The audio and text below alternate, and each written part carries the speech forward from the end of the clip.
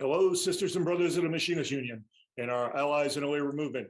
This is your weekly 141 report, and I'm your host, Dave Lehigh, the communications representative for District Lodge 141.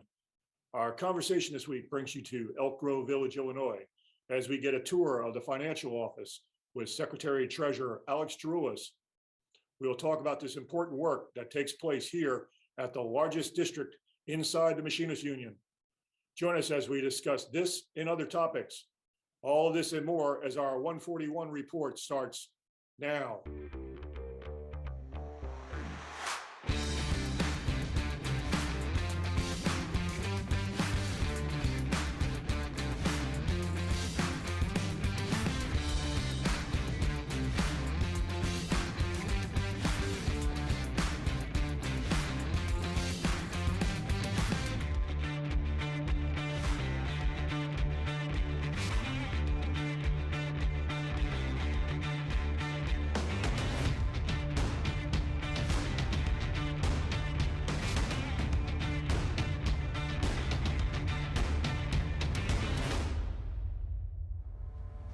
Hey Dave, welcome to District 141.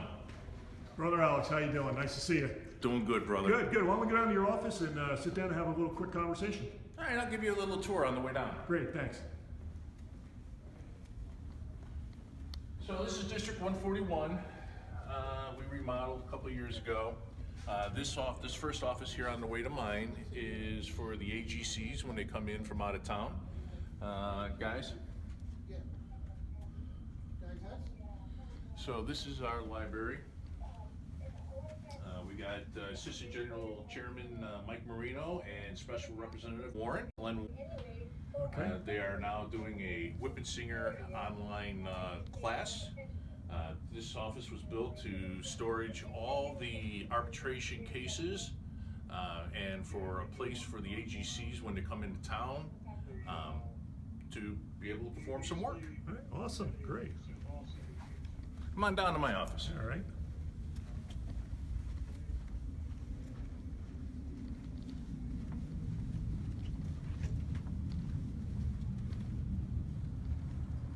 So, Alex, it's great to be here. Before we get started getting into real details about District Lodge 141 and the financial office, could you tell me some background about yourself? Sure, Dave. So it started in 1986, got hired on with United. I was in the kitchens, went into ramp in 1987, where immediately the guys at Air Freight asked me to be a shop steward. So I've been a shop steward since 1987. Pretty much bounced around the ramp in Chicago to 2003. And in 2003, we needed a satellite committeeman in Air Freight. So I ran for my first position in 2003. I became the satellite committeeman. In the fall, I was able to go to Whip and Singer, and I was looking around and I said, wow, there's a lot more to this than just what's on the ramp. And I started to become more active in the local lodge, where previously I was just interested in handling the ramp servicemen that happened to catch themselves in a jam. And from satellite committeeman in 2005, I ran for the chairman. I was successful. Couldn't have been more proud. I was working with Mike Catuccio, Eric Stenberg, Mike Siskon, Joe Bartz. It's kind of cool that, we all started together back in 2005, and, we were all young, we were all new to the experience, and we pretty much did a fantastic job in getting Chicago some of the best vacations, some of the best work rules and overtime rules in the system. And I did that role for 3 years, and in 2008, I ran for District Assistant General Chairman and was successful. Shortly afterwards, the merger with Continental happened, and the president of the union said, well, we need somebody to go down to Houston. I tell you, most people don't realize it. I'm going to take a moment here, personal privilege, to talk about my wife. My wife, whenever you look at a union rep, just know behind every good man there's a great woman. She has followed me around this country. She has had to endure me not being at home for weeks at a time. She has been a fantastic partner. She works in stores in Houston. Anybody in Chicago that's got more than 15 years knows her. She has 35 years with United also. That's where we met. And I couldn't ask for a better partner in life. And anybody in Chicago that knows her says she's way nicer of a person than me. I love her to death. And I had to tell her, we're moving to Houston. After living a life in Chicago, she welcomed it with open arms. We knew that I wasn't going to be there forever. We were there just to set up the local committees, the local lodge, have them get their feet wet with the IAM, and then have the ability to elect their own assistant general chair people from that city. It worked out fantastic. Houston is a great place. We were able to get all the local employees from United Airlines. We ended up with a Grand Lodge rep out of 811. We have a assistant general chairman out of 811. We have an assistant general chairman out of 2198. We have a vice president out of 811. Couldn't be more proud of the folks down in Houston, Texas, rising to the challenge and being able to join us in this great union. So in 2016, I took over as secretary treasurer. Right now, we are the strongest district in the entire IAM, both in size and financial strength. I couldn't be more prouder of the team. Hopefully we can take a walk and I'll introduce you. Fantastic crew. They've been here, Doug Massengill, some 30 odd years, Palings Massengill, 20 years. So moving the financial office from San Francisco, Burlingame to Chicago, Illinois with the rest of the district office was not only challenging for personnel and the building, but being able to retain our accountant, Doug Massengill, and Palings Massengill was unbelievable. So, Alex, that's really some interesting information. Now that I'm here at the 141 Financial Office, can you give our viewers a bit of a tour? Absolutely. Be very proud to show off the financial office. Right, come on, Dave, follow me. Okay, good stuff.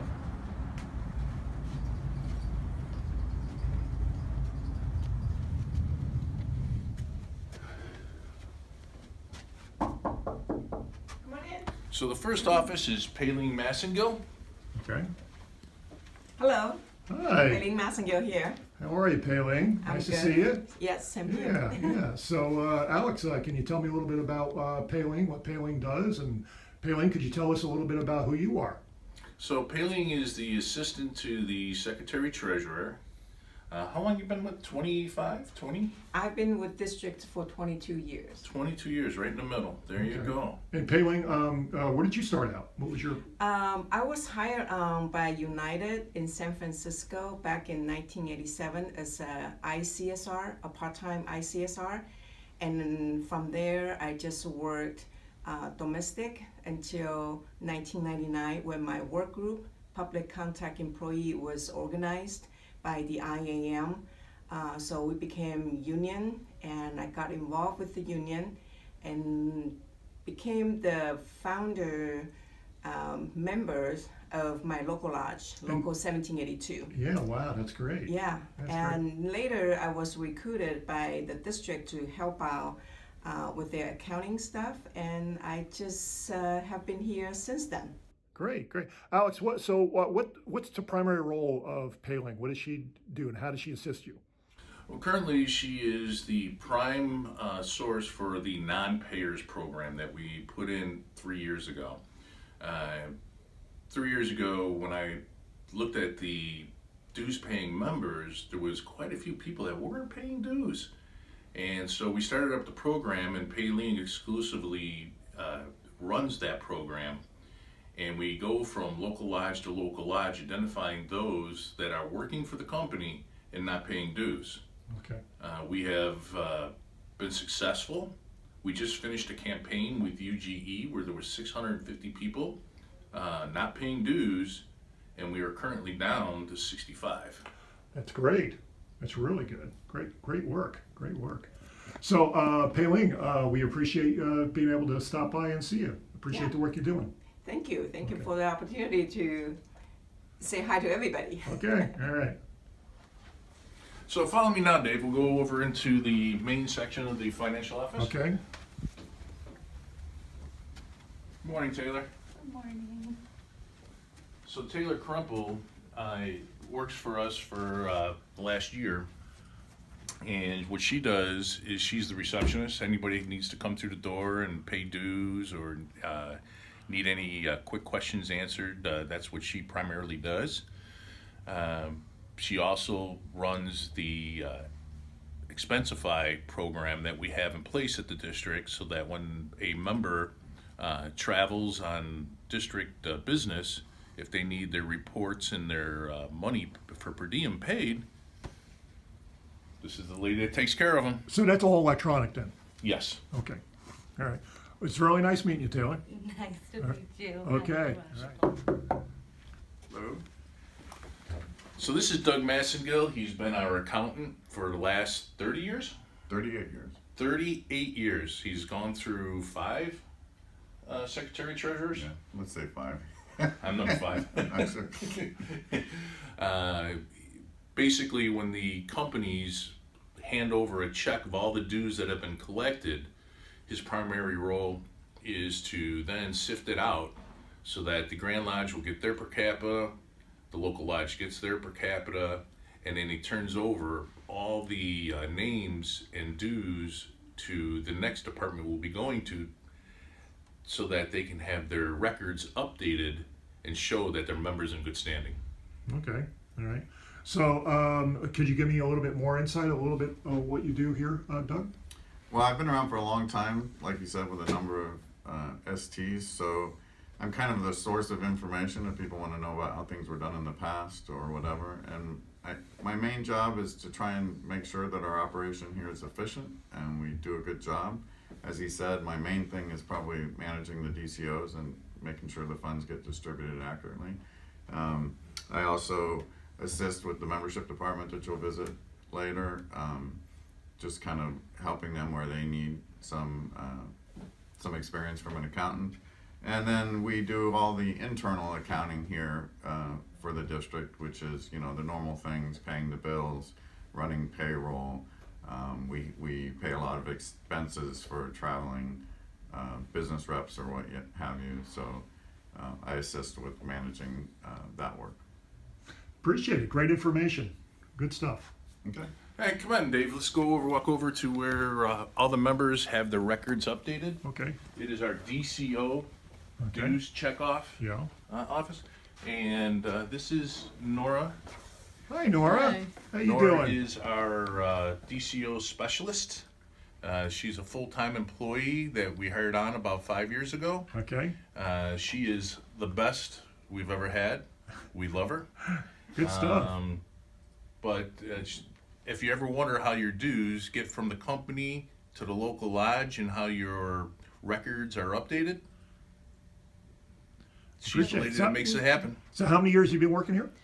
5 years. 5 years. Okay. All right. I appreciate It's it. been great people here. Okay. Good stuff. Good stuff. Come on in the office. All right. Good.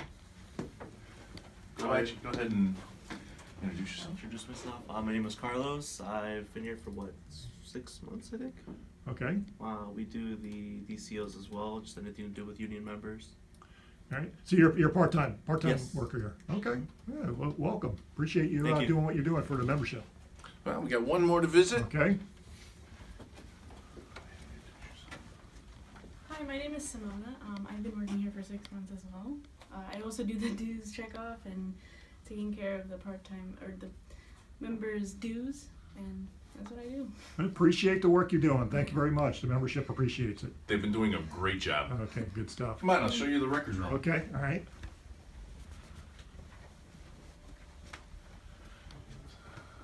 So, let's see. So this is the conference room we use whenever we have meetings for the financial office. Okay. Quite often we're in here and we're discussing any issues that local lodges may be having and what we can do better to process the dues as they flow from the company to us to the local lodge. Okay. In here, because of the Department of Labor holds unions to higher standards than anybody else, we are mandated by law to keep all records paper form for 8 years. Wow. So we got everything from 2013 all the way up to current, which is on the table. Huh. And basically, because unions are held to a higher standard, we're required to do what most companies would just be using the cloud for. Okay. Interesting. Very interesting. Thanks. I think our viewers find this very informative. Dave, thanks for having us on your 141 report. And from all of us at District 141, happy holidays! This wraps up this week's 141 report. Before we close, we have a shout out to our members who are photographers. District 141 wants photos of our members and the work that they're doing. So if you have some photos you want displayed at District Lodge 141's office building, please visit IAM141.org and look for the button to submit photos on the contact page. This concludes this program. Everyone have a great weekend. Bye for now.